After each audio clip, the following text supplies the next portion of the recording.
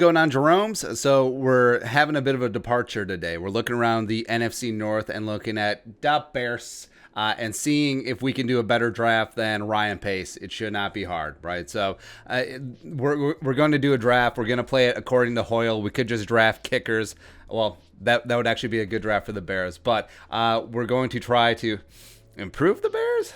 I guess so. And the Bears have an interesting impasse this offseason where Ryan Pace and Matt Nagy, fake-ass Brad Childress, are clearly on thin ice. And Mitchell Trubisky-Ponder, whose fifth-year option they did not pick up, he played relatively well enough down the stretch that they may run it back with him. Now, small extension, maybe. If they can't come to agree on terms, did they put the franchise tag on him? That's weird. That's just weird, man. But the Foles era over. They're going to get rid of him. And they are $10 million over the projected 2021 cap, so they will have to do some cleaning up. They could restructure Fuller, Jackson. They got to do something about that Robert Quinn deal. That might be one of the worst deals that I've seen in quite a long time. Where Robert Quinn is fine, he's not worth that money. And, of course, they could restructure Khalil Mack. So a lot of options going into the draft. Now, the parameters, we're going to say that they do somehow work something out with Trubisky. Like, say it's a short 1 or 2 year deal, and then they go from there, right? So they got Trubisky. You still want a quarterback, potentially targeting in day 2, as well as need some help in the offensive line, defensive line, probably use some freshening up, as well as wide receiver. So a lot of options going on, a lot of moving parts. So let's dive on in. So recapping what happened at the top of the draft. So Lawrence Fields, Penny Sewell goes to the Dolphins. Jalen Waddle, wow. Jamar Chase gets passed, goes down to the Bengals. Micah Parsons to the Eagles. So they don't go corner. They don't go wide receiver. Micah Parsons staying in the Keystone State. Devontae Smith, Lions. Oh, that's gross. And the Lions, well, they're getting rid of Stafford. So you would think that if they have the choice of Zach Wilson and no plans for Trey Lance, that they would go quarterback here. But wow. So Trey Lance, Pitts to the Panthers. I don't see them passing on a quarterback, Lance, and then Zach Wilson gets to the Cowboys. How could you let this happen, America? Why? So that presumably Dak went somewhere else. Maybe he went to Detroit or Carolina, which would make sense on them passing a quarterback. But wow. Bateman. Okay. Bateman and the Giants. Well, Daniel Jones does need an outside receiver. Farley, Darisaw, Rousseau. Of course, every single draft, every single time, it is Gregory Rousseau to the 14 Gregory. It's 1 Trevor Lawrence, Jaguars. It's 14 Gregory Rousseau, Vikings. Right. Mac Jones gets off the board. There you go. A Webb, Barrymore. That kind of sucks. I really wanted Barrymore. Rashawn Slater, the local kid, Northwestern guy, would have been an asset for the Bears. And Jeremiah Owusu-Koramoah. Joke goes. What a joke.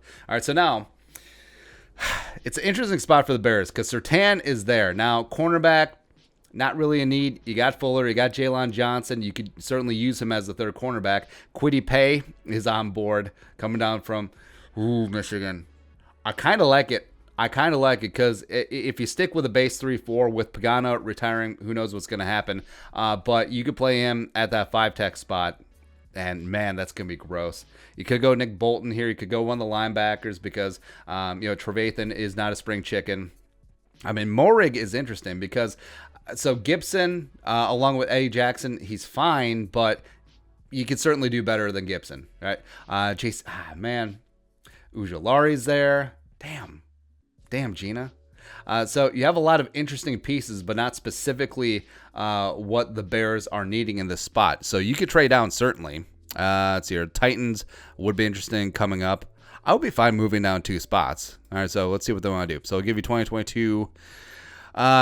So the Bears don't have a 4th-round pick because they sent that to the Vikings. So we're going to start there. How about come up 2 spots? Actually, you're wanting to come up. Let's leverage this thing. How about a 2? Not so much. All right, how about 3? Not so much. All right, how about a 4? Not so much. Hey, are you even interested at all? Like, do you understand the words that are coming out of my mouth? Nah, screw you. I'm a stick and pick. So what to do? Do you take Pay? I think you might, because even though it's not a great edge class, for my money, Kwity Paye is the best edge in this class. It'd be Paye, Aziz, and then probably Rousseau.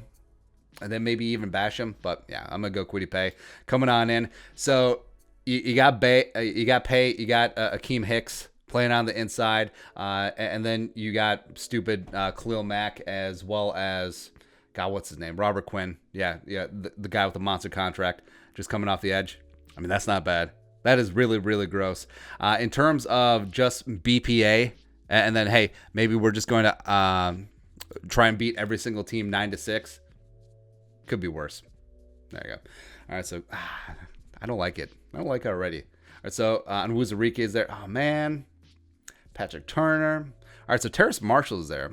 Looking at specific needs, even though we don't like looking specifically at needs. So Terrace Marshall is on board. Let's check out the wide receivers. So Terrace Marshall, Tylan Wallace, Elijah Moore, Jalen Darden, I like. Tutu. That one hurt. Schwartz, Dynami, Daz, I'm sure is there. Nico. That would make a lot of sense. But just looking at the offensive line, so Bears running gap power scheme, big uglies up front. That's what you're looking for. And so Dickerson is there. Mayfield is there. Christensen is there. I do like Mayfield because you could play Mayfield in at guard. You potentially could kick him out to left tackle to replace Leno long term. But Dickerson, can play guard or center. So the three interior guys would be Daniels, Whitehair, Dickerson, whatever order that you want to go with. And that's pretty damn solid too. Is there a way that I can make a play for both? Let's look at the big board. Let's just X out of that. All right, so Dickerson's probably going to be gone. So I can't drop down too far. So 52. Zone interested? Ravens? Nah. So do I just stick and pick? I mean, Terrace Marshall is super intriguing. Yeah. We're going to go meat upon meats. So you got Kwity Paye. You got Landon Dickerson. Paye, Dickerson. There you go. All right. So up into the third round. So unfortunately, the top tier wide receivers seem to be off the board. Tutu's there for sure. I mean, Tutu with Darnell Mooney, that's pretty damn good. And I know we should have put more of a premium on wide receiver since Allen Robinson's going to leave. Cordero Patterson's probably going to leave as well. But I do feel like that they're... So we talked about the 2020 wide receiver class being one of the deepest in NFL history. 2021 might be deeper. It actually might be. And it might have better top-tier talent. Well, obviously it does have better top-tier talent, minus Justin Jefferson from the 2020 class face. So let's see here. Tutu is there. Let's see, looking around the rest of the big board. So, man...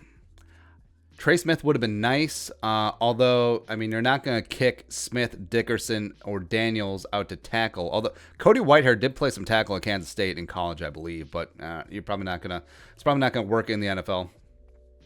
Chuba Hubbard. Montgomery's decent, but Chuba Hubbard there, that's interesting. Daniel Falele, he could play some tackle. Oh, do we get Jordan Smith here? No. No. All right, so going to go wide receiver. And let's just check it out one more time. So ideally, with Mooney, you'd want someone with size to complement him. Play that X spot. We could go Nico Collins later on. But, Tutu is just such a dynamic playmaker, man. Plus, he's a really tough kid. Pound for pound, he might be the toughest receiver in the draft. So Tutu Atwell, come on down. You're the next receiver on the Chicago Bears that Mitchell Trubisky Ponder will not be able to throw to his right to. Wait, no, he can't throw left. He's one of the two. Can't throw middle either, by the way. Even though, look at his record against the Vikings. Shut up. Shut your faces.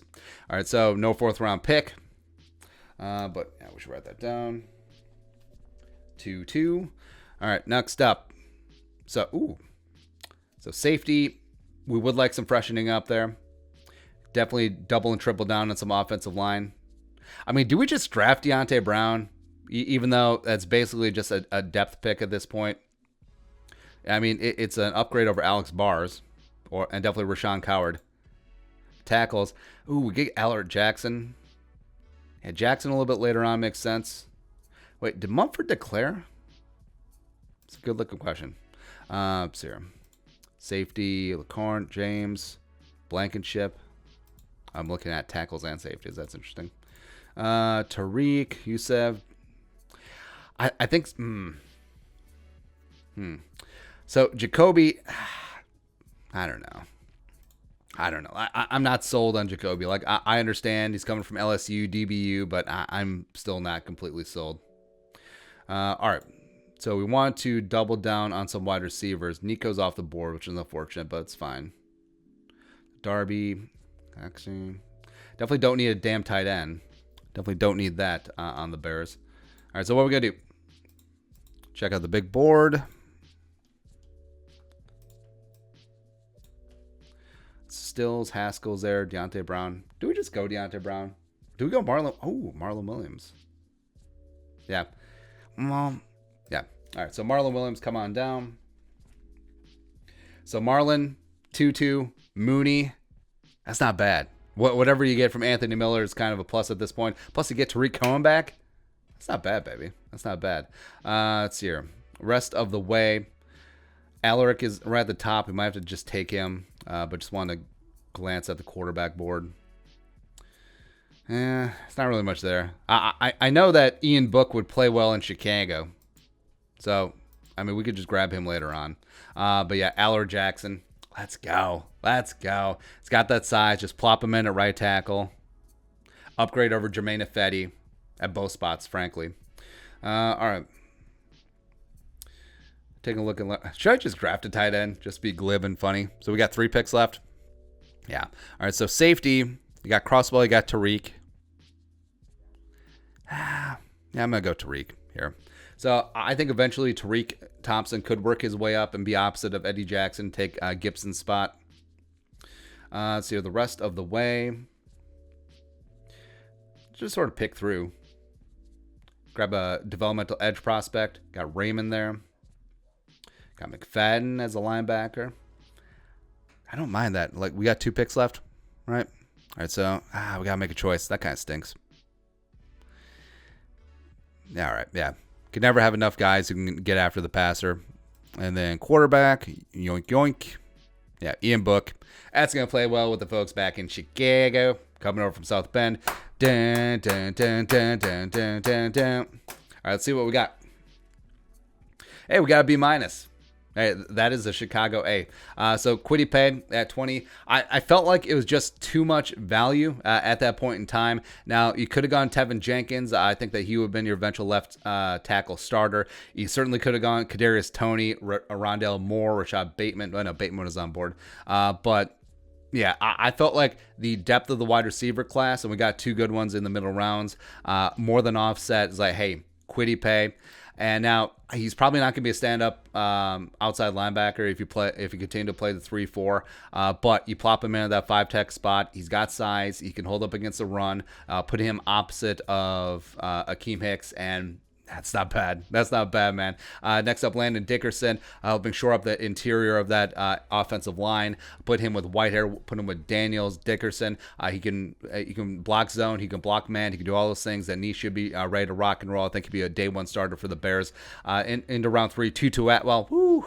The do-it-all wide receiver from Louisville. He's got the Jets. He's tough, contested catch guy. Him and Darnell Mooney, as well as 5th-round pick Marlon Williams coming out of Central Florida. It's a nice little trio of receivers, plus, again, whatever Anthony Miller brings, which kind of sucks because I really liked Anthony Miller coming out of Memphis, but hasn't been there. Yeah. Also, Elric Jackson.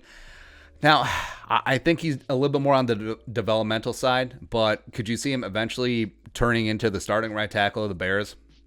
Probably. He's got the size, going to be able to block in front of David Montgomery, which is extremely important. Tariq Thompson, safety out of San Diego State. I really like. He's not a physical specimen. He's not going to be a height, weight, speed guy, but he is a high football IQ guy. He's going to beat you with his mind. I think he eventually could be a future coach, but could he eventually work his way up to be safety 4, safety 3, then eventually work his way opposite Eddie Jackson? Maybe. Raymond Johnson III, you got an edge rushing prospect coming out of Georgia Southern, plus Ian Buck. Yeah,